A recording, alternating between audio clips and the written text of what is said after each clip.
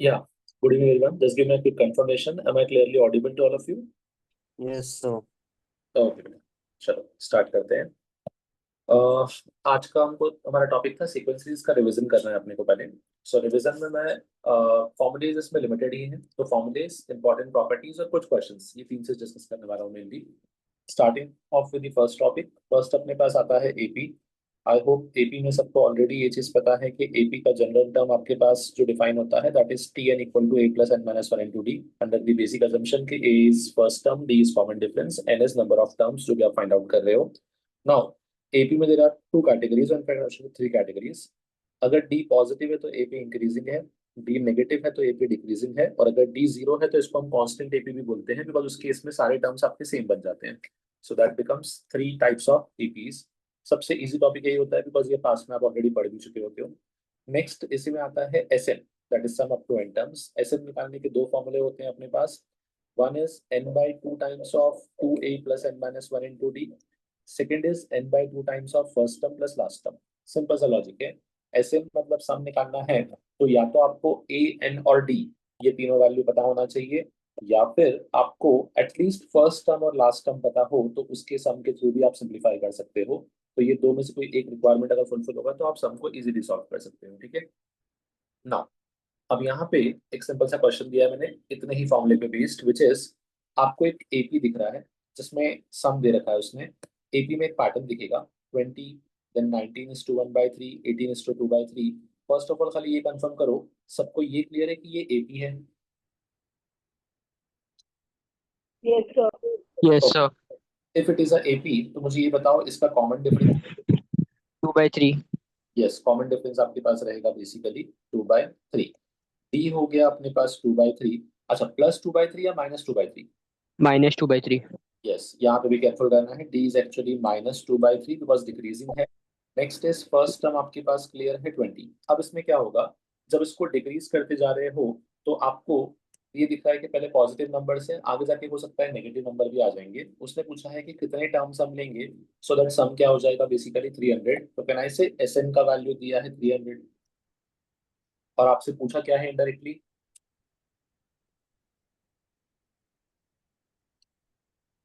आपको उसमें ए दे दी। Number of terms. Yes, number of terms. ठीक है, तो अब एस एन का डायरेक्ट फॉर्मूला यूज करेंगे। एस एन के फॉर्मूले में सारे वैल्यूज पुट कर दिए तो यहाँ पे ना एन का एक क्वाड्रेटिक मिलेगा। क्वाड्रेटिक को सॉल्व करने पे आपको आंसर मिलेंगे, there are two values, n equal to 36, n equal to 25। ठीक है।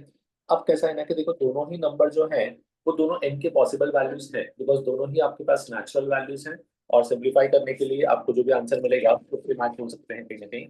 सो इसलिए N36 और N25 दो आंसर आए हैं। अब ये जस्टिफाई करो कि इसके दो आंसर क्यों आ गए, व्हाट वाज द रीजन। क्या दोनों करेक्ट है या फिर दोनों में से एक करेक्ट होगा?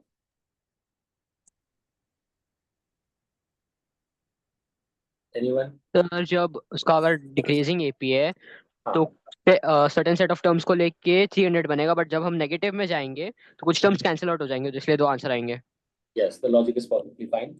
डिक्रीजिंग एपी में हमेशा एक कंडीशन ध्यान रखना कि जैसे यहाँ पे जो एपी है वो 20 से स्टार्ट हुआ, ठीक है, अब ये डिक्रीज होते होते एक मोमेंट आएगा जब जीरो बनेगा, फिर आपका आगे जाके नेगेटिव वैल्यू जाना स्टार्ट हो जाएंगे।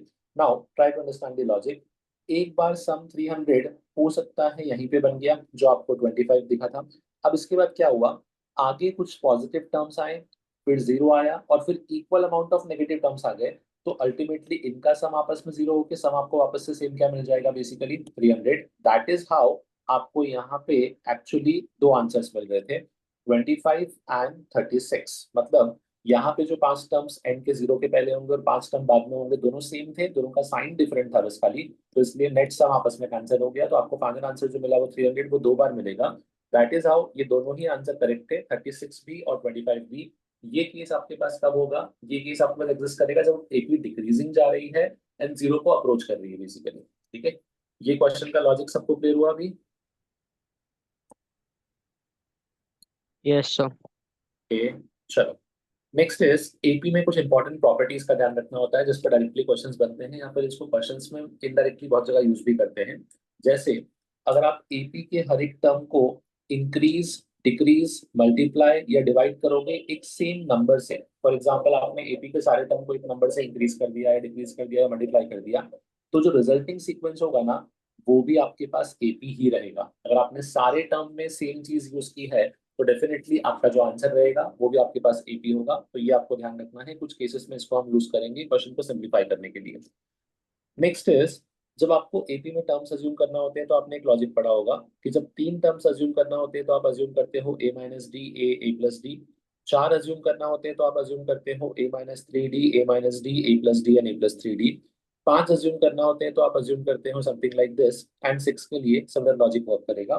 तो कभी भी आपको अगर एपी में टर्म्स अज्यूम करना हो तो इनको हम बोलते हैं सिमेट्रिक टर्म्स। आप हमेशा सब टर्म्स को सिमेट्रिक ऑर्डर में अज्यूम करोगे, विच इज ए के रिस्पेक्ट में उसको सिंप्लीफाई करके अज्यूम करते हो। उसका बेनिफिट ये होगा कि बहुत सारे केसेस में जब टर्म्स आप अज्यूम करते हो ना तो आपको क्वेश्चन में सम दिया होता है। अगर आप टर्म्स का सम निकालोगे तो आपको दिख जाएगा कि ये डी कैंसिल होकर आपको सिमेट्रिकली एक आंसर दे देगा जिससे डायरेक्टली टर्म बन जाता है। That is the benefit, although it is not necessary. ठीक है, आगे मैं कुछ क्वेश्चन दूंगा जहां पे अगर आप randomly A plus D A plus two D भी अज्यूम करोगे ना तो आपको आंसर मिल जाएगा, उसमें डिफिकल्टी नहीं होगा। The only difference will be कि थोड़ा सा कैलकुलेशन में भी टिपिकल हो सकता है, बट अल्टीमेटली आपका जो आंसर है वो आपका सेम आएगा, उसमें ज्यादा डिफरेंस नहीं बनेगा आपके पास। ठीक है, सो इस चीज को लेके केयरफुल रहना। नेक्स्ट इज, एपी का कॉमन डिफरेंस हमने डिस्कस कर लिया ऑलरेडी। पॉजिटिव, नेगेटिव, जीरो कुछ भी हो सकता है, उसके अकॉर्डिंग आप क्वेश्चन को सिंप्लीफाई करोगे तो वहां से आपको आंसर मिल जाएगा।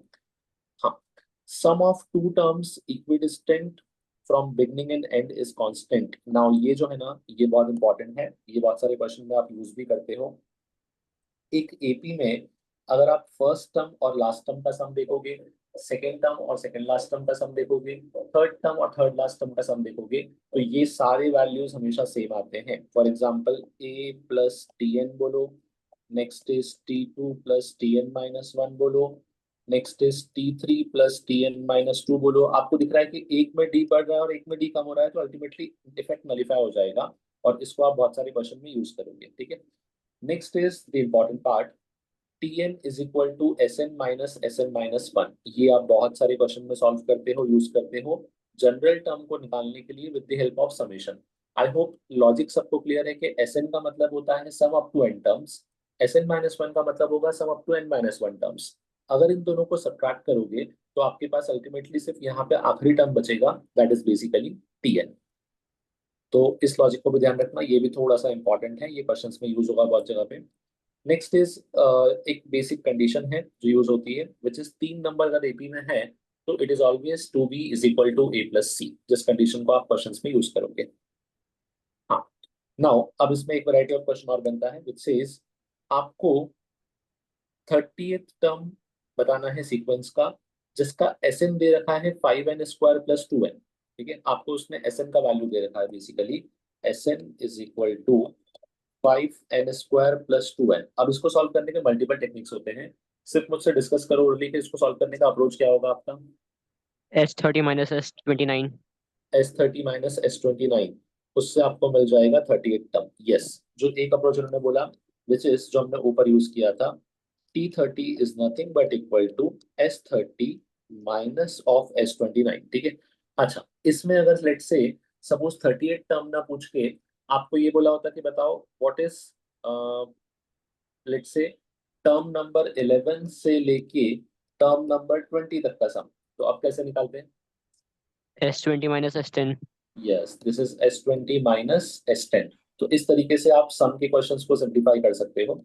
अच्छा, इसी में आपसे खाली ये पूछता कि बताओ इस एपी का आपका कॉमन डिफरेंस क्या होगा, तो कैसे फाइंड आउट करोगे।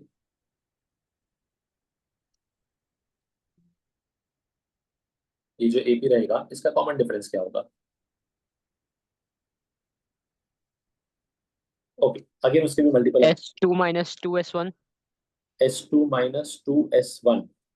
Okay, S2 minus 2 times of S1। S2 मतलब आपने बोल दिया T1 plus T2 minus 2 times of T1, बराबर बोल सकते हो।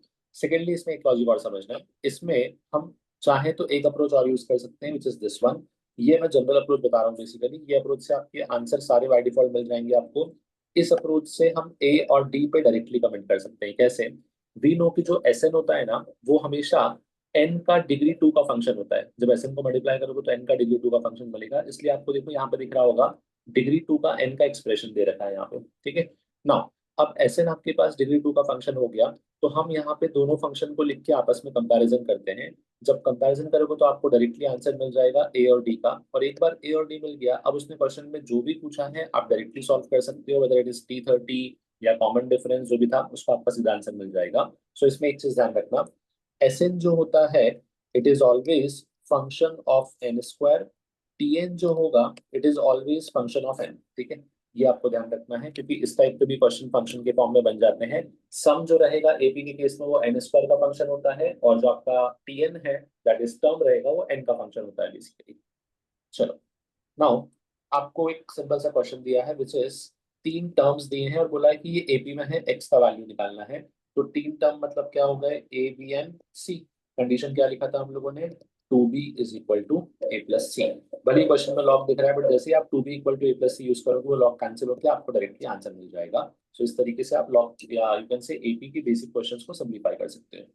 नेक्स्ट आता है इसमें एक और part which is insertion of arithmetic mean between A and B. ठीक है, आपको दो नंबर्स दे दिए, लेट्स से आपको बोला एक नंबर है 2, एक नंबर है 5, बोला इसके बीच में तीन अर्थमेटिक मीन इंसर्ट करो। तीन अर्थमेटिक मीन इंसर्ट करने का मतलब सिंपल सा हो गया कि आपको इसके बीच में तीन नंबर इंसर्ट करने हैं, सच दैट रिजल्टिंग सीक्वेंस क्या बनेगा, बेसिकली एपी। सो ये क्वेश्चन जो मैंने आपको दिया है डायरेक्ट है, आपको पता है इट इज 3 4 5, ठीक है। बट इसको सॉल्व करने का एक सिंपल सा फॉर्मूला होता है, formula is D is equal to B minus A upon N plus one. पढ़ा ऑलरेडी फॉर्मूला ये वाला? Yes sir. हाँ, B indicates the last term, A indicates the first term, N indicates के आपको बीच में कितने नंबर इंसर्ट करने हैं। ध्यान रखना यहाँ पे कॉमन सा मिस्टेक करते हो, जब मैंने आपको बोला कि 2 से लेके 5 के बीच में 3 am इंसर्ट करो, तो n का वैल्यू 3 है, ठीक है। आप n का वैल्यू 5 मत अज्यूम करना, taking all the terms under consideration, वैसा नहीं होगा। n का जो वैल्यू है इस केस में बेसिकली आपके पास सिर्फ 3 होगा, तो आपको यहाँ पे केयरफुल रहना है। इट इज 2 से लेके 5 के बीच के सारे वैल्यूज, और बीच में आपका जो है वो 3 हो जाएगा। ओके, जस्ट हाँ बेटा। चेक करना था ये।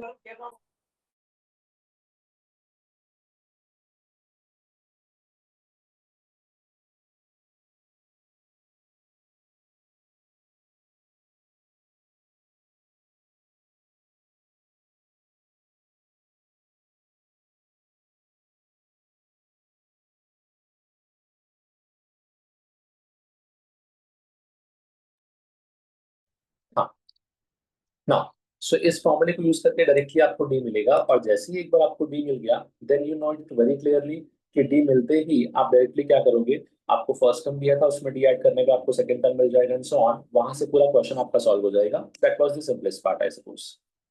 चलो, नाउ इसमें सिर्फ डी का फॉर्मूला आपको ध्यान रखना है, सो वहां पे केयरफुल रहना। नेक्स्ट इज, इसी पे क्वेश्चन था सिंपल सा, I think it directly solve हो जाएगा। नेक्स्ट अपन बात करते हैं जीपी के बारे में। जीपी में आपके जो जनरल टर्म या you can say general GP जो बनता है that is A R square, A R cube and up to A R raise to N minus one, जिसकी इसमें आप जनरल टर्म को लिख देते हो A into R to the power N minus one, ठीक है। लॉजिक दोनों में सेम है, एपी में डी ऐड हो रहा था, जीपी में आर मल्टीप्लाई होता है, that's the only difference. Now जैसे क्वेश्चन एपी के बनते थे, सिमिलर क्वेश्चन जीपी के भी बन सकते हैं with a typical calculation only, वहां पे आपको केयरफुल रहना है। जैसे यहाँ पे बोला था, find the four successive terms of GP which of which the second term is smaller than the first by 35 and third term is larger than the fourth by 560। दोनों का डिफरेंस दिया है बेसिकली, तो हमने नॉर्मल चार term assume कर लिए, difference निकाल के दो अननोन दो इक्वेशन को सॉल्व करना पॉसिबल है। सिर्फ सॉल्व करने का लॉजिक थोड़ा केयरफुल रखना, बिकॉज यहाँ पे क्या है ना कि अननोन बनी दो है बट उनकी पावर्स डिफरेंट है, तो अगर आपने सॉल्विंग डिफिकल्ट किया तो वहां पे कहने कि आपका कैलकुलेशन कॉम्प्लिकेट हो सकता है, सो उस पार्ट में केयरफुल रहोगे। बाकी कॉन्सेप्ट इज मोर और लेस सेम। नाउ जीपी जो होता है इसमें सम के दो फॉर्मूले होते हैं, आपने पढ़े होंगे। एक होता है नॉर्मल सम जो आप यूज करते हो, A into one minus R raise to N upon one minus R, या इसी को कुछ जगह पे ऐसा भी लिखते हैं, A into R raise to N minus one upon R minus one. I hope ये सबको पता है कि दोनों फॉर्मूले सेम ही है। इसमें फर्स्ट फॉर्मूला कब यूज करते हैं? जब R1 से छोटा होता जब है। वो R1 से छोटा हो। आर वन छोटा हो तो फर्स्ट यूज करोगे, वन से बड़ा है तो सेकंड यूज करोगे। ऑल्दो अगर आपने उल्टा भी किया तो आंसर में फर्क नहीं पड़ेगा, अल्टीमेटली आंसर सेम आएगा, सिर्फ कैलकुलेशन डिफिकल्ट होगा। सो आपको एसएन के केस में ये फॉर्मूला ध्यान रखना है बेसिकली। नाउ इसमें एक स्पेशल केस आता है, and that special case is sum of infinite GP. ठीक है, कुछ सीरीज ऐसे होते हैं जीपी में आपके पास जहां पे नंबर ऑफ टर्म्स इनफाइनाइट जाते हैं। जब नंबर ऑफ टर्म्स इनफाइनाइट जाएंगे तो उस केस में खाली एक कंडीशन को ध्यान रखना है कि अगर आपका कॉमन रेशो 1 से छोटा है, that is modulus of r is less than 1, और फिर भी टर्म इन्फिनिटी को टेंड कर रहा है, तो उस केस में आपका एस इन्फिनिटी का वैल्यू बनता है ए अपॉन 1 माइनस आर। आपको ऑलरेडी पता है कि one of the most important formula, because इसका यूज आप बहुत जगह पे बहुत सारे चैप्टर्स में करोगे जहां पे भी जीपी आएगा। ठीक है, नाउ जैसे हम लोगों ने एपी के डिस्कस किए थे पॉइंट्स, सेम पॉइंट्स जीपी के भी एग्जिस्ट करते हैं, व्हिच इज अगर आप जीपी के किसी भी टर्म को मल्टीप्लाई या डिवाइड करते हो, आप ध्यान रखो एपी में मैंने आपको क्या बोला था, एडिशन, मल्टीप्लिकेशन, सब्ट्रैक्शन, डिवीजन सब कुछ अलाउड था। जीपी में एडिशन सब्ट्रैक्शन अलाउड नहीं है। क्यों? क्योंकि जीपी में कॉमन रेशो आता है। कॉमन रेशो बेसिकली सिर्फ आपको एडिशन और मल्टीप्लिकेशन, सॉरी मल्टीप्लिकेशन और डिवीजन को ही अलाउ करेगा। तो आपको वहां पे केयरफुल रहना है कि इस केस में अगर आपने किसी भी प्रोवाइडेड जीपी को किसी कांस्टेंट से मल्टीप्लाई डिवाइड किया उसकी सारी टर्म्स को, तो रिजल्टिंग सीक्वेंस भी आपके पास क्या हो जाएगा, जीपी ही रहेगा। इसमें एक खास बात आती है, which is if each term of GP is raised to same power, आपने सारे टर्म्स को स्क्वायर कर दिया, सारे टर्म्स को क्यूब कर दिया, तो भी बनने वाला सीक्वेंस आपके पास क्या रहेगा, basically it will B GP only. ठीक है, जैसे हमने एपी में टर्म्स अज्यूम करने का लॉजिक पढ़ा था, वैसे यहाँ पे भी लॉजिक है, विच इज अगर 3 टर्म को अज्यूम करना है तो it should be A by R, A और ए आर। 4 टर्म को अज्यूम करना है तो it should be A by R cube, A by R, A R cube and so on with a similar logic. Again मैं repeat करता हूं कि आपने अगर सपोज करो इस टाइप से अज्यूम नहीं किया और आपने डायरेक्टली अज्यूम कर लिया ए आर स्क्वायर, आंसर उससे भी आएगा। It's only about the complexity with the calculation part, जहां पे आपको केयरफुल रहना होगा। ओके, जैसे एपी में फर्स्ट और लास्ट टर्म का sum is equal to second और सेकेंड लास्ट का sum is equal to third और थर्ड लास्ट का सम, मतलब sum of terms equidistant from you can say both the ends is equal. उसी तरीके से जीपी में जो होता है वो आपके पास फर्स्ट और लास्ट टर्म का product is always equal to second और सेकेंड लास्ट का product is always equal to third and third last का प्रोडक्ट। और जब 3 नंबर जीपी में है तो आप बेसिक कंडीशन चेक कर लेते हो, B square is equal to A C. ठीक है, चलो अब यहाँ पे एक सिंपल सा क्वेश्चन दिया है, ये क्वेश्चन आप लोग ट्राई करो, फिर डिस्कस करता हूँ मैं। जीपी डिफाइन कर रखी है कि A N is N term of GP, 3 terms का सम दिया है, उनके स्क्वायर का सम दिया है, आपको ए 50 निकालना है। Try this.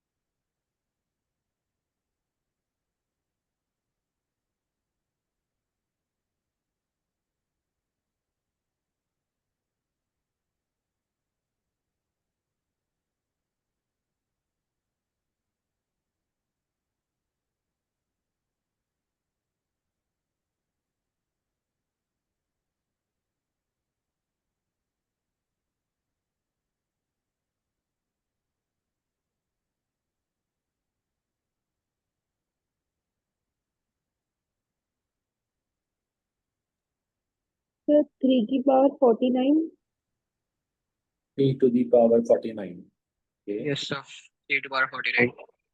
चलो क्विकली एक बार आप लोग चेक कर लो। सबसे पहले आपने एपी के जो फर्स्ट 3 टर्म्स थे उनको अज्यूम कर लिया, let's say A by R, A और ए आर। तो इस तरीके से आपको एक रिलेशन मिल गया, which is this relation. Next is इसमें पुट कर दिया तो खाली स्क्वायर बने, बाकी सब कुछ सेम रहेगा। नाउ आपको एक लॉजिक दिख रहा है यहाँ पे कि दोनों केस में ए और आर में इक्वेशंस बन रही हैं। अब किसी भी एक कांस्टेंट को एलिमिनेट करना होता है बेसिकली। तो अगेन यहाँ पे दो ऑप्शन थे, या तो मैं ए को एलिमिनेट करूँ या फिर मैं आर को एलिमिनेट करूँ। मैंने यहाँ पे एलिमिनेशन के लॉजिक क्या यूज किया समझना। मैंने इस ए को डिवाइड किया, यहाँ पे ए स्क्वायर को डिवाइड किया, तो इक्वेशन कुछ इस टाइप से अरेंज हो गया। एंड नाउ इसमें देयर इज अ रिलेशन, आपको दिख रहा होगा कि इस टर्म को स्क्वायर करने पे ये बनेगा, साथ में ऑब्वियसली 2x का बनेगा। तो हमने स्क्वायरिंग यूज करके ए और आर का वैल्यू निकाला। मे भी हो सकता है कि आपने कोई और लॉजिक यूज किया, बट अल्टीमेटली आपका आंसर सेम आना चाहिए। सो इससे ए और आर का वैल्यू आ गया, जिससे क्वेश्चन को सिंप्लीफाई कर सकते थे। Okay, tell me the answer या लॉजिक फॉर दिस क्वेश्चन। इसका लॉजिक क्या होगा? एंड सेकेंडली, क्या ये जीपी है?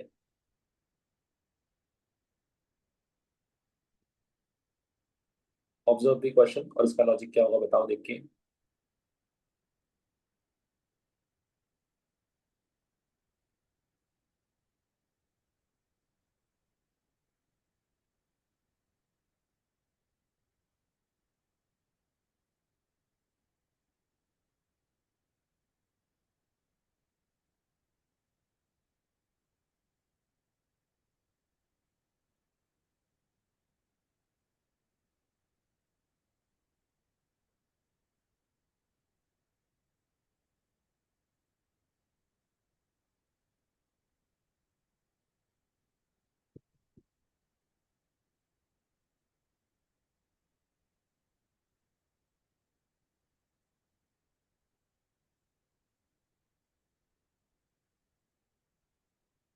चलो पहले ये बताओ, क्या ये जीपी है?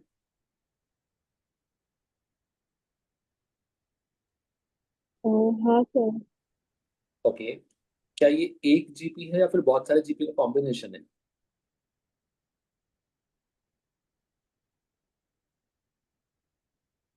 क्योंकि डायरेक्टली अगर ये जीपी होता तो सॉल्व करना पॉसिबल होता, बट ये जीपी आई थिंक डायरेक्टली नहीं है। कैसे समझना, जैसे आपने जीपी इस तरीके से ऑब्जर्व किया होगा, सर एक्स लिखा है, एक्स स्क्वायर लिखा है, एक्स क्यूब लिखा है, एंड सो ऑन। अंडरस्टूड, ये पार्ट जीपी है। नेक्स्ट वाई के साथ वाई स्क्वायर, फिर y cube and so on, ये भी जीपी है। बट देखो बीच बीच में कुछ एक्स्ट्रा टर्म्स आ रही है, अब इन एक्स्ट्रा टर्म्स को सॉल्व कैसे कर सकते हो? तो यहाँ पे क्वेश्चन अटक जाएगा। नाउ इस टाइप के टर्म्स में एक पैटर्न ध्यान रखो हमेशा, ये पैटर्न बहुत इंपॉर्टेंट है, ये आपको पूरे सिलेबस में कहीं भी काम आ सकता है। आप ऑब्जर्व करो x प्लस वाई, ठीक है। Next is second term is most important, ये आपको बहुत सारे हिंट देगा। थोड़ा सा रिकॉल करो, ये टर्म आपने कौन से फॉर्मूले में यूज किया था? इस टाइप का टर्म आपको कौन से फॉर्मूले में दिखता है? A cube minus B cube, okay very good. So अब एक सिंपल सा पैटर्न ऑब्जर्व करना। मैं इन सारे टर्म्स को मल्टीप्लाई करता हूँ x माइनस वाई से, ठीक है। जब मैं इन सारे टर्म्स को x माइनस वाई से मल्टीप्लाई करता हूँ तो कहना है इसे फर्स्ट बनेगा X square minus Y square, A minus, yes sir. Second बनेगा X cube minus Y cube. Next जो है ये आपको पता नहीं होगा, बट पैटर्न से वेरीफाई कर सकते हो। नेक्स्ट बनेगा x raise to four minus y raise to four. Actually ये सब आपके पास एक फॉर्मूले में कन्वर्ट होते हैं, एंड अब ये प्रॉपर जीपी बन गया है। अब आप टर्म्स को इजीली सॉल्व कर सकते हो। आपको दिखेगा कि फर्स्ट टर्म जो है दैट इज बेसिकली एक्स का जीपी, सेकेंड टर्म जो है वो सेम वाई का जीपी। इससे आपको डायरेक्टली आंसर मिल जाएंगे। तो सिंप्लीफाई कैसे किया वो समझे? Yes sir. हाँ, अब इस लॉजिक को ध्यान रखना बस खाली, कि आपको कभी भी इस टाइप से अगर टर्म्स मिलेंगे ना, तो उसमें अगर आप a माइनस बी या x माइनस वाई मल्टीप्लाई करते हो तो आपके सारे टर्म्स फॉर्मूले में कन्वर्ट हो जाएंगे, डायरेक्टली आपको आंसर मिल जाएगा बेसिकली। चलो नेक्स्ट इज, जैसे हम एपी में अर्थमेटिक मीन्स इंसर्ट करते थे, वैसे ही हम जीपी में इंसर्ट करते हैं ज्योमेट्रिक मीन, ठीक है। वहां पे फॉर्मूला था d is equal to B minus A upon N plus one. यहाँ फॉर्मूला है, अगर आप कॉमन रेशियो अज्यूम कर लोगे b upon a whole divided by one upon N plus one, so basically ये आपके पास कॉमन रेशियो मिलेगा। इस कॉमन रेशियो को लेके जब भी आपको n ज्योमेट्रिक मीन्स इंसर्ट करना होगे तो आप डायरेक्टली इस लॉजिक को यूज कर सकते हो। सो इसको ध्यान रखना ज्योमेट्रिक मीन को इंसर्ट करने के लिए। Now coming to the important condition, it is relation between AM and GM, ठीक है। ये आप लोगों ने ऑलरेडी पढ़ रखा होगा। Arithmetic mean is always greater than equal to geometric mean, ठीक है। बहुत सारे क्वेश्चन डायरेक्टली इससे सॉल्व होते हैं।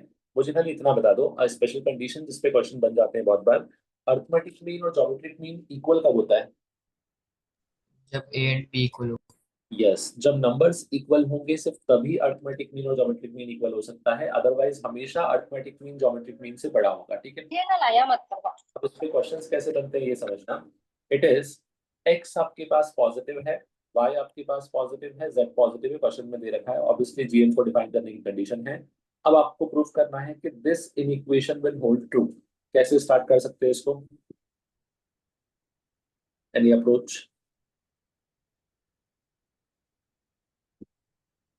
सो देखो, आपको यहाँ पे सम दिख नहीं रहा है, दोनों साइड प्रोडक्ट ही दिख रहा है बेसिकली, बट इसको पार्ट बाय पार्ट सॉल्व करो। सबसे पहले A M G M condition लगाओ एक्स एंड वाई में। कैन आई से, जब आप एक्स एंड वाई में A M G M condition लगाओगे तो ये ऐसा बनेगा। Yes sir. अब तो लॉजिक बता सकते हो क्या होगा? हम्म। बस तीनों को मल्टीप्लाई कर दो, क्योंकि आपको मल्टीप्लिकेशन चाहिए। जैसे ही आप मल्टीप्लाई करोगे आपका डायरेक्टली आंसर क्रिएट हो जाएगा। तो एएमजीएम इनइक्वालिटी ऐसा है ना कि थोड़ा सा आपके पास क्वेश्चंस जो हैं वो केयरफुली स्टार्ट करना होता है, बिकॉज लॉजिक के अकॉर्डिंग आपका वैल्यू हमेशा चेंज होता है। तो लॉजिक बहुत स्पेसिफिक होगा तभी उन क्वेश्चंस को आप सॉल्व कर सकते हो बस खाली। चलो नेक्स्ट इज, हाँ अब ये क्वेश्चन थोड़ा सा अच्छा है। ये कैसे प्रूफ करोगे इसका लॉजिक बताओ। जैसे मैंने बोला ना कि आपको लॉजिक क्रैक करना पड़ेगा और एमजीएम को यूज करना पड़ेगा, उस तरीके से आप इस क्वेश्चन को भी ट्राई करो एक बार जरा, एंड मुझे खाली अप्रोच बताओ कि इस क्वेश्चन को सॉल्व करने का अप्रोच क्या यूज करोगे।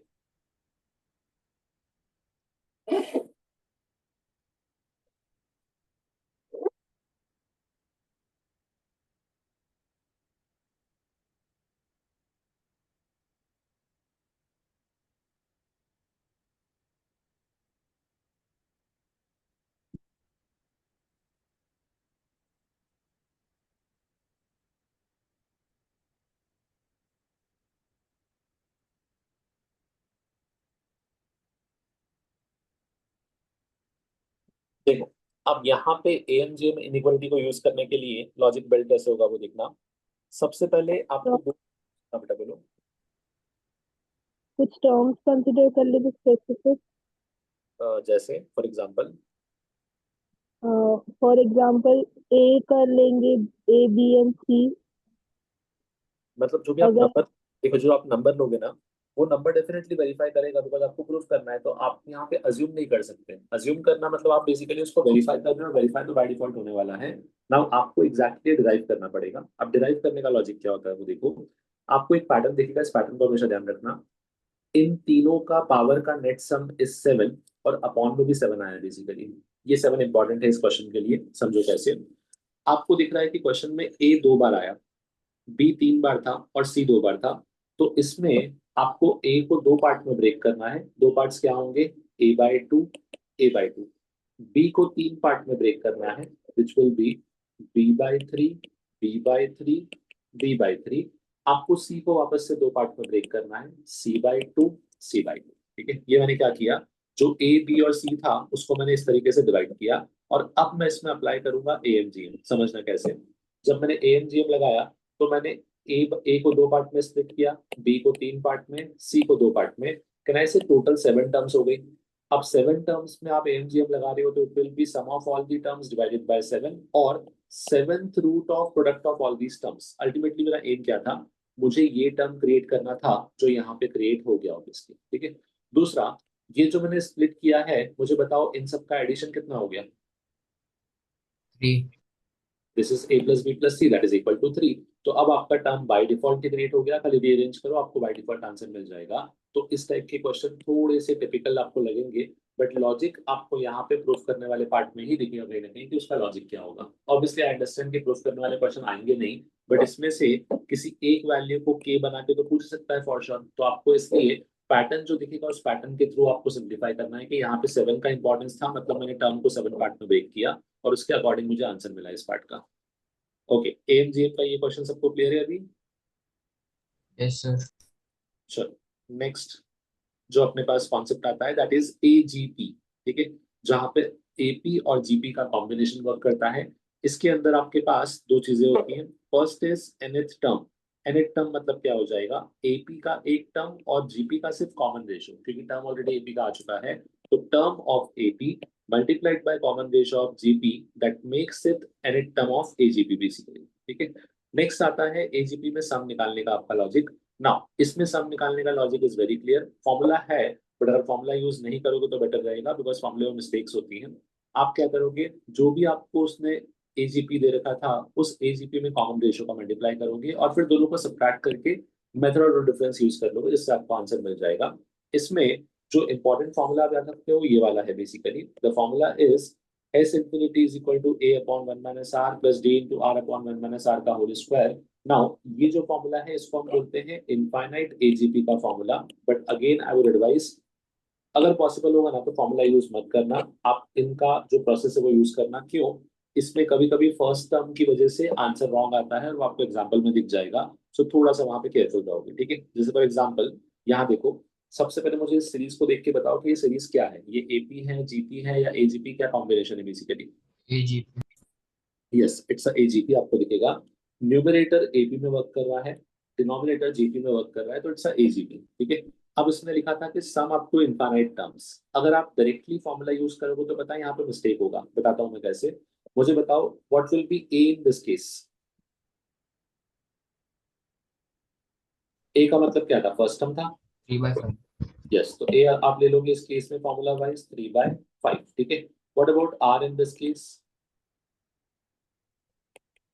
कैन आई से 1/3, 1/5 से 1/15 बना तो आर 1/3 हो गया। Next is common difference that is equal to 2। Now इन सब वैल्यू को सब्स्टिट्यूट करते हैं और आंसर निकालते हैं, तो एस इंफिनिटी आपके पास क्या आएगा, A upon 1 minus R plus D into R upon 1 minus R का होल स्क्वायर, ठीक है। सिंप्लीफाई करते हैं, सो ये देखो ये बनेगा नीचे 2/3, 3 ऊपर जाएगा मतलब ये हो जाएगा 9/10 प्लस यहाँ पे कितना आ जाएगा, दिस विल बी 4/9, 9 से 9 3 कैंसिल, एक 3 ऊपर जाएगा, so 3/2, this is coming out to be 18 plus 30, कितना हो गया 18 plus 30 is 48 upon 20, cancel out कर दो 4 से, so this is coming out to be 24/5, ठीक है। इन रियलिटी जो आंसर आया वो 6/5 आया, ठीक है। अब डिफरेंस क्या है उसका रीजन समझना। एक्चुअली मिस्टेक कहाँ पे होती है ना, जब हम ये फॉर्मूला लिखते हैं तो इस फॉर्मूले में हम ये अज्यूम करते हैं कि पहले टर्म में सिर्फ ए है, उसमें आर का पार्ट है ही नहीं, but in this question it already has a part of r, इसलिए मिस्टेक हुआ कहीं ना कहीं। सो यहाँ पे थोड़ा सा केयरफुल रहोगे। इनफैक्ट इसको मैं इस तरीके से बोलता हूँ, ये फॉर्मूला अप्लाई तब करना जब आपका एपी और जीपी, जो एजीपी बनता है उसमें एपी और जीपी दोनों का फर्स्ट टर्म सेम हो, ठीक है, तब अप्लाई करना। इसलिए हम प्रोसेस को रेफर करते हैं। देखो प्रोसेस का लॉजिक बहुत सिंपल था, एस इंफिनिटी आपने अज्यूम कर लिया, फिर आपने कॉमन रेशियो देखा 1/3, मल्टीप्लाई किया, सब्ट्रैक्ट किया, डायरेक्टली आंसर मिलेगा विदाउट एनी हैजल, ठीक है। तो हमेशा ध्यान रखो इनफाइनाइट जीपी के क्वेश्चंस को सॉल्व करने के लिए प्रोसेस फॉलो करना, don't go with the formula, भले क्वेश्चन इजी भी क्यों ना दिखे। सो this is only valid for AGP वाले क्वेश्चंस, ठीक है, उनमें ध्यान रखना। ओके चलो एक क्वेश्चन ट्राई करो, ये वाला इजी क्वेश्चन ही है, सिंप्लीफाई करो आपके हिसाब से और डी का वैल्यू बताओ।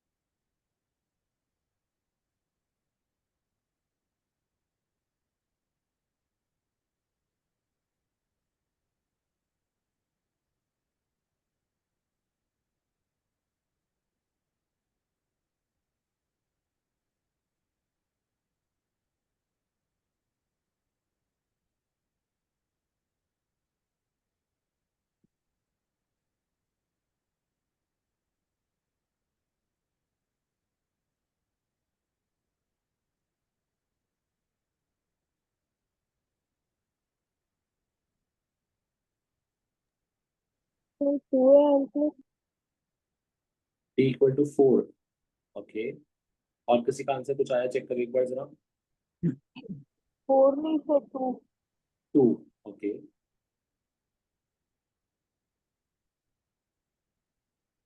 सो इस केस में आपको एस इंफिनिटी दे रखा था, लॉजिक वापस से आप सेम यूज करोगे, 1/4 इज द कॉमन रेशियो, इससे मल्टीप्लाई करोगे और दोनों को सब्ट्रैक्ट करोगे तो आपको सीरीज को इस टाइप से मिल जाएगा।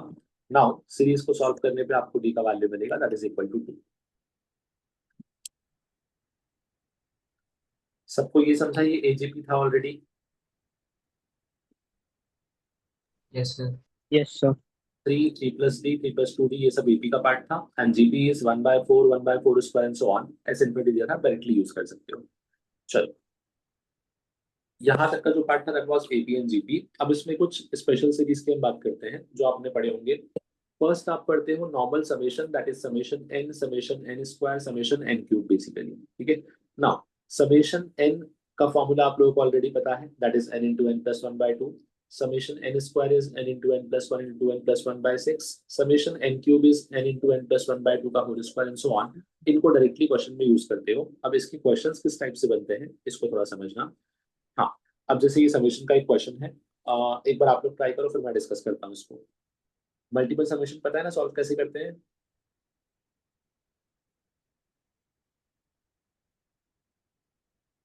कंफर्म करो बस खाली, मल्टीपल समेशन को हैंडल कैसे करना है ऑलरेडी पता है या एक आइडिया दो।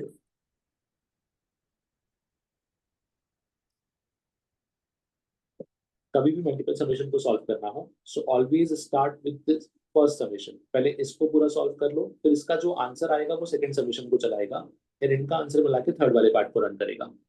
सो पहले खाली फर्स्ट पार्ट को सॉल्व कर लो। एंड मुझे खाली इतना बताओ कि क्वेश्चन अगर सिर्फ इतना होता, समेशन के इक्वल टू 1 to j 1, तो इसका आंसर क्या आएगा? ये j, यस वेरी गुड। सो समेशन का मतलब क्या होता है? समेशन एक पॉइंट से स्टार्ट करता है, एक पॉइंट तक जाता है और यहाँ पे बताता है कि वैल्यू क्या होगा। सबसे पहले समेशन ने क्या बोला कि k इक्वल टू 1 से लेके j तक जाओ और 1 को ऐड करते जाओ, तो कैन आई से it is 1 + 1 + 1 total j times. तो कैन आई से ये पूरे पार्ट का जो सम होगा वो निकल के j आएगा। ये पार्ट सबको समझा? Yes, sir. ओके, अब जो क्वेश्चन है वो रिड्यूस हो गया बेसिकली समथिंग लाइक दिस। अब मुझे बताओ सेकंड समेशन का मतलब क्या होगा? I times G. I times J नहीं, थोड़ा देखो एक मिस्टेक कर रहे हो। I give you a hint, इसमें इट वाज कांस्टेंट तो नंबर सेम रिपीट हुआ था, यहाँ कांस्टेंट नहीं है, now it is a variable. So ये क्या बोलेगा, पहले j इक्वल टू क्या हो जाएगा 1, फिर 1 के बाद क्या आएगा 2, फिर आएगा 3, फिर 4। I into I plus 1/2. Yes, it will B I into i plus 1/2। तो आपके पास लास्ट समेशन जो बचा वो बचा I equal to 1 to n I into i plus 1/2। I think आगे का लॉजिक तो क्लियर है। स्प्लिट कर लोगे दो पार्ट में, दोनों पार्ट का आंसर आ जाएगा। इस पार्ट का answer is n into n plus 1 2n plus 1/6 और इस पार्ट का answer is n into n plus 1/2। So ये मल्टीपल समेशन को सिंप्लीफाई कैसे किया वो समझे? Yes, yes sir. सर। चलो वेरी गुड। हाँ, try this one.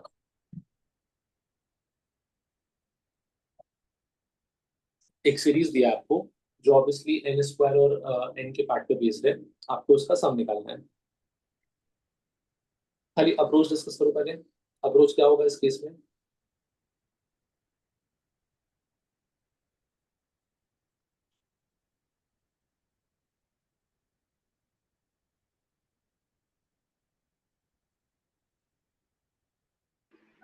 Sir general term लिखेंगे।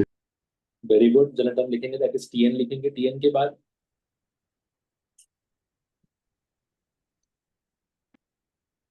समेशन लगा देंगे। यस बिल्कुल। सो सीरीज में एक कॉमन फॉर्मूला बहुत इजीली वर्क करेगा which is Sn is equal to summation of Tn, ठीक है। आपका एम खाली एक ही होना चाहिए कि आपको कैसे भी करके जनरल टर्म निकालना है, बिकॉज जनरल टर्म मिल जाएगा तो आपको बाय डिफॉल्ट आंसर मिलेगा। Now observe the pattern in these terms और देख के बताओ इसका Tn क्या होगा? 2k + 1/3। 2k + 1/3।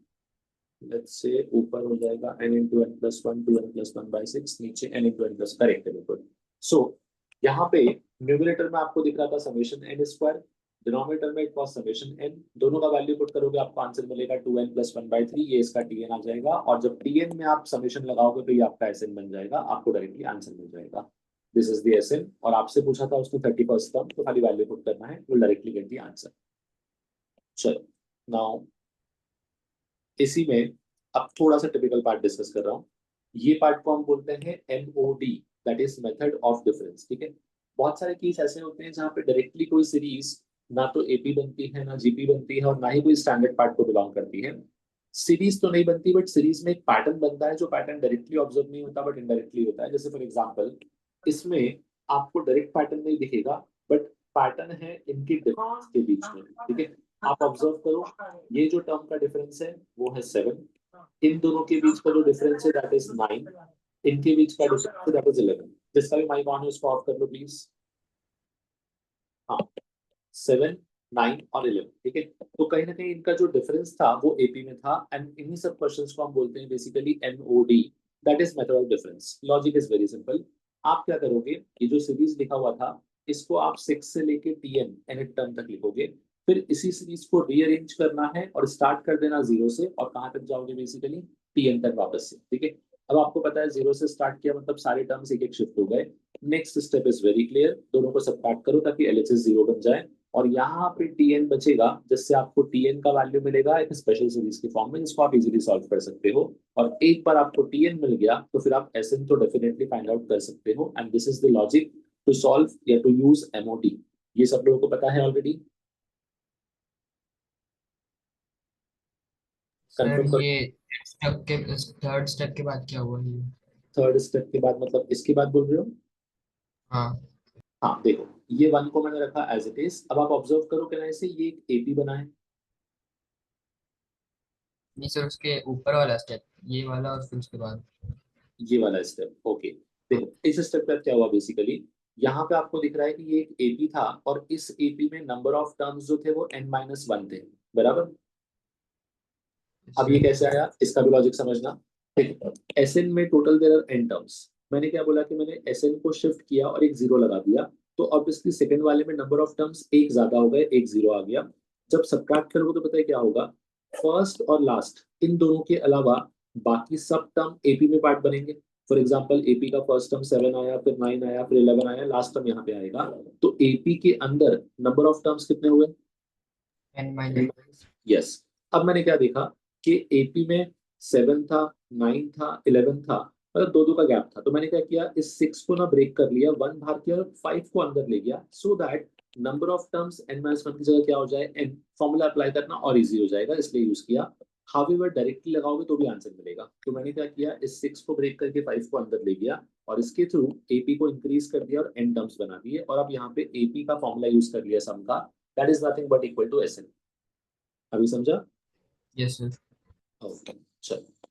Now next is, अब कुछ केस इस टाइप के होते हैं जहां पे आपको डायरेक्टली MOD या कोई वर्क नहीं करता, आपको सीरीज को स्प्लिट करना पड़ता है दो टर्म्स के डिफरेंस में। जैसे फॉर एग्जांपल, ये सीरीज को ऑब्जर्व करो, 1/1 into 2 into 3 into 4 and so on. ठीक है, अब मुझे बताओ इस पार्ट ऑफ सीरीज को सॉल्व कैसे कर सकते हो, what would be logic?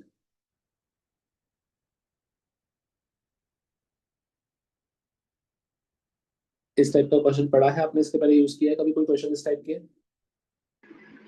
Sir telescopic series है क्या? सॉरी, वापस बोलना बेटा।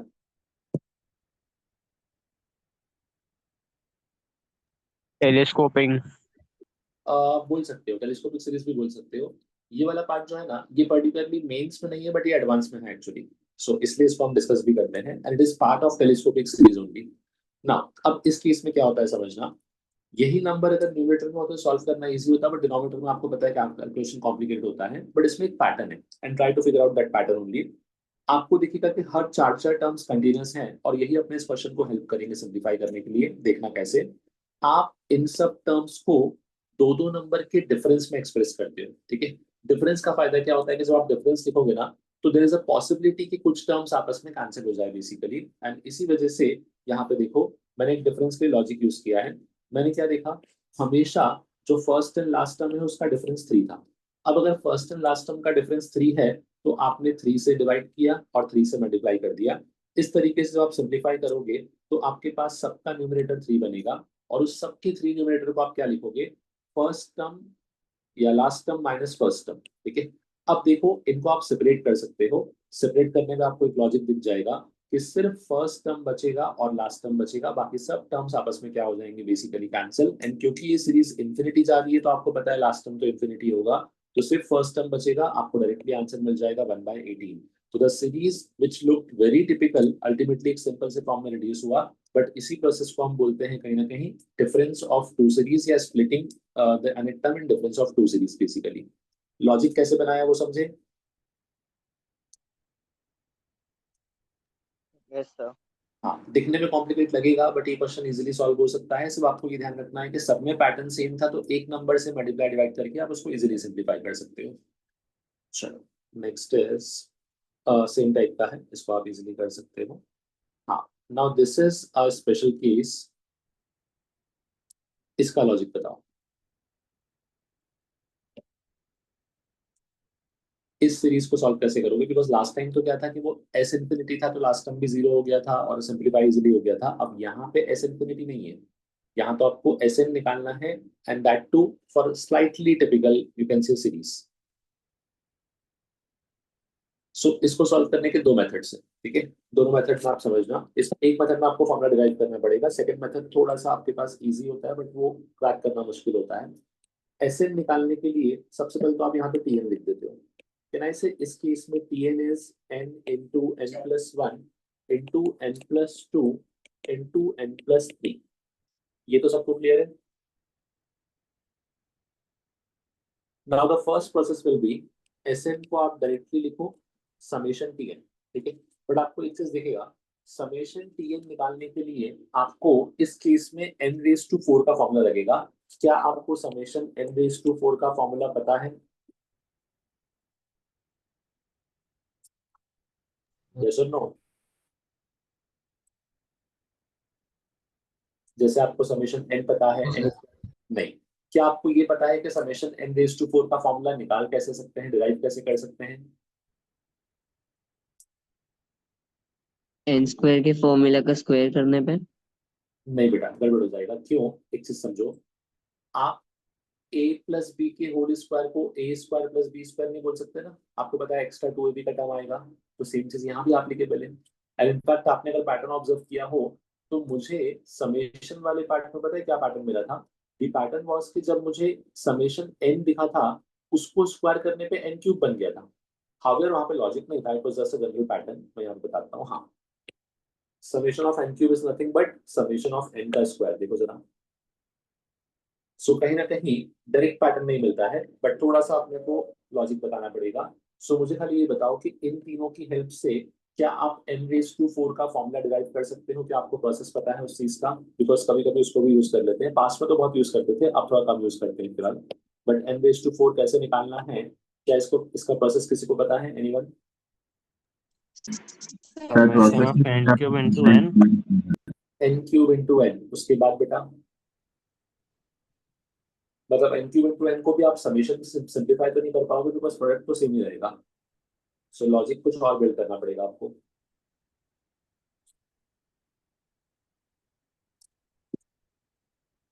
और सोचो थोड़ा सा, बिकॉज जो प्रोसेस मैं बताऊंगा ना आपको, इस प्रोसेस में आपको सिर्फ एन रेज टू फोर नहीं, किसी भी चीज का सम निकालना होगा तो आप फाइंड आउट कर सकते हो। ऑब्वियसली उसका सम निकालने के उसके पहले की वैल्यूज आपको पता होना चाहिए।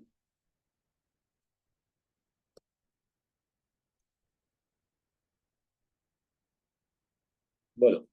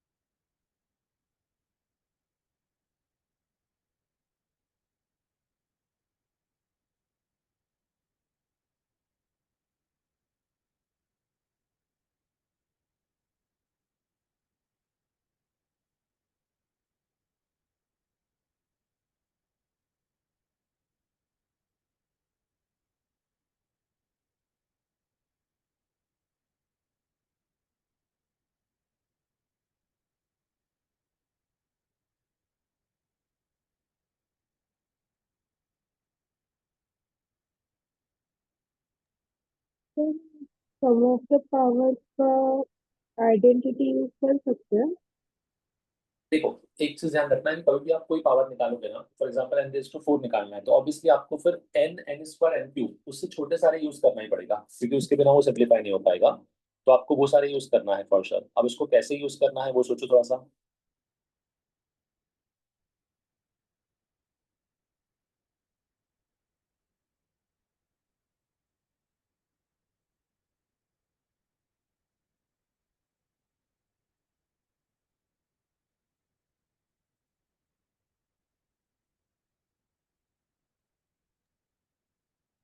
सर हाँ, एन क्यूब इंटू एन क्यू नहीं एप्लीकेबल है। बेटा n क्यूब इंटू n में जब आप समेशन लगाते हो तो क्या आपको ये लॉजिक पता है कि आप समेशन को दो पार्ट में स्प्लिट नहीं कर सकते? क्योंकि ऐसा होता था, हम बहुत सारे क्वेश्चन डायरेक्टली सॉल्व कर लेते थे, मतलब पार्ट में स्प्लिट करके। प्रोडक्ट में कैसा होता है कि प्रोडक्ट होने के बाद समेशन लगता है बेसिकली, तो आप डायरेक्टली उसको सिंप्लीफाई नहीं कर सकते हो। Thank you sir. चलो, नाउ यहाँ पे अपने पास जो लॉजिक हम डिराइव करते हैं इसको एक बार देखो, बताता हूँ मैं आप लोगों को। वन की power summation of n raise to 4 निकालना है ना अपने को बेसिकली। n रेज टू 4 पहुंचने के लिए अपने को पावर यूज करना पड़ेगा 5 एंड 10। 5 माइनस किया एंड 5 प्लस किया। जस्ट अ सेकंड, मुझे भी थोड़ा सा याद करने दो, बिकॉज एक चीज मैं भी मिस कर रहा हूँ। तो स्टार्ट विद दिस।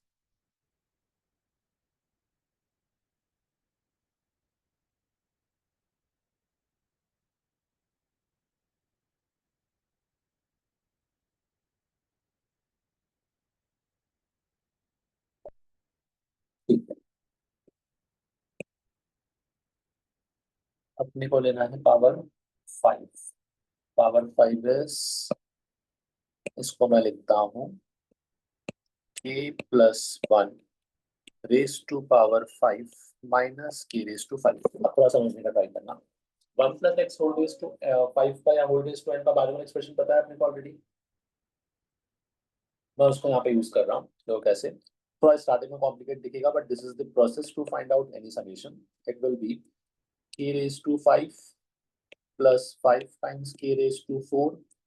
नेक्स्ट बनेगा 5c2। 5c2 कितना होता है 10। 10 times of k cube plus 5 times of k square plus, नहीं यहाँ भी 10 होगा, यहाँ पे 5 times of k plus 1 minus k raise to 5। ठीक है, तो k रेज टू 5 से k रेज टू 5 कैंसिल होगा। अब यहाँ पे मैं एक फॉर्मूला बना रहा हूँ, try to understand this formula. k plus 1 whole raise to 5 minus k raise to 5 will be 5 times k raised to 4 plus 10 times of k cube plus 10 times of k square plus 5k plus 1। ये जो मैंने formula बनाया है ये binomial की help से बनाया है बेसिकली। अब आपको करना कुछ नहीं है, आपको सबसे पहले इस एक्सप्रेशन में k इक्वल टू 0 पुट कर देना है। मुझे बताओ k इक्वल टू 0 पुट करने पे ये क्या बनेगा? 1 raise to 5 minus 0 raise to 5 equal to, ये सब टर्म आपके हो जाएंगे 0 and it will be plus 1। फिर आप इसमें k इक्वल टू 2 पुट करोगे, सॉरी 1 पुट करोगे। 1 पुट करने पे क्या बनेगा? 2 raise to 5 minus 1 raise to 5 equal to 5 times 1 raise to 4 10 times of 1 cube and so on, सब सीरीज बनेगा। अब इसमें लास्ट पुट करते करते k को आप n लेके आओगे।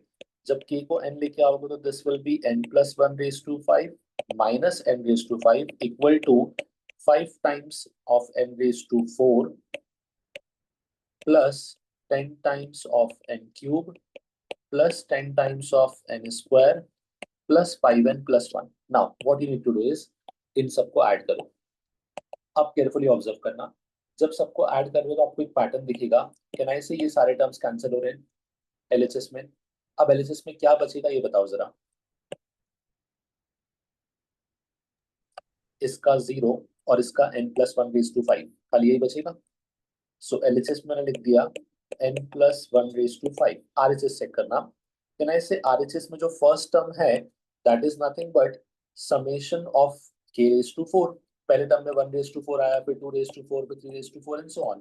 तो this is 5 times of summation k raise to 4, next है 10 times of summation k raise to 3, 10 times of summation k square, next is 5 times of summation n, and the last one is 1 plus 1 n times. अब आप खाली observe करो formula, can I से आपको ये सारे values तो पता है, तो अब आपको मिल जाएगा k रेज टू 4 का formula. Now this is the method जिससे आप स्क्वायर, क्यूब, पावर 4 सबको डिराइव कर सकते हो. उसमें आपका सेम लॉजिक चलेगा बेसिकली.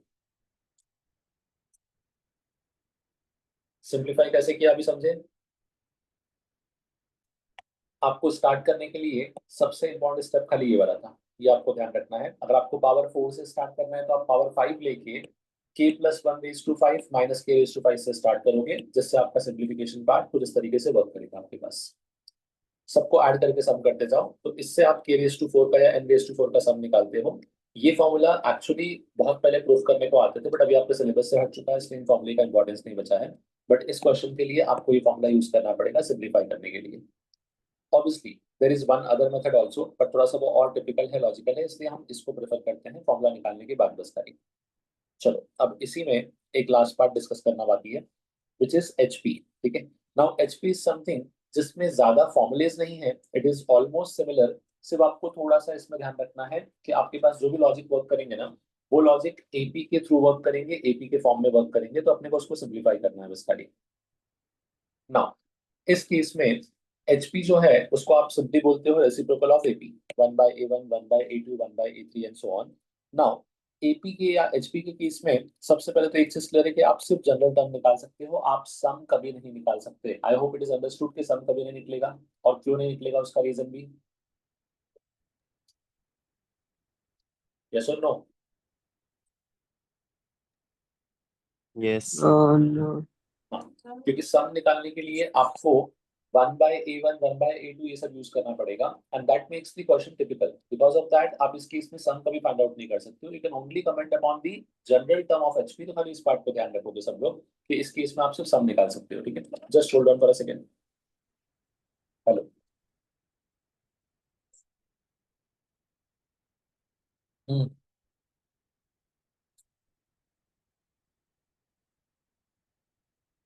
चलेगा चलेगा, मैं देख के आपको नोट करता हूँ. चलो.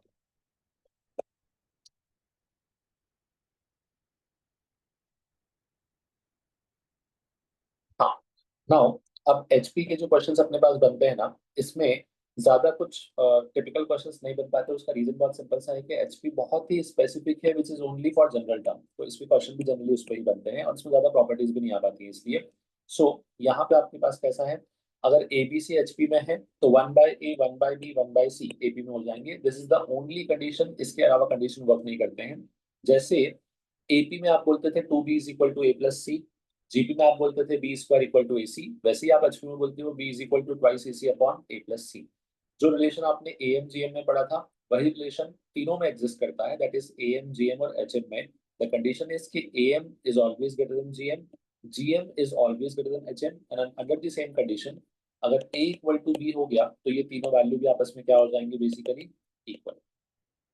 ना अब HM के केस में आपके पास मैंने यहाँ पे आपको हार्मोनिक मीन वाला केस का फॉर्मूला यूज नहीं किया ना, बट ठीक है, फॉर्मूला है ही नहीं, बिकॉज AP बना के सॉल्व करना है.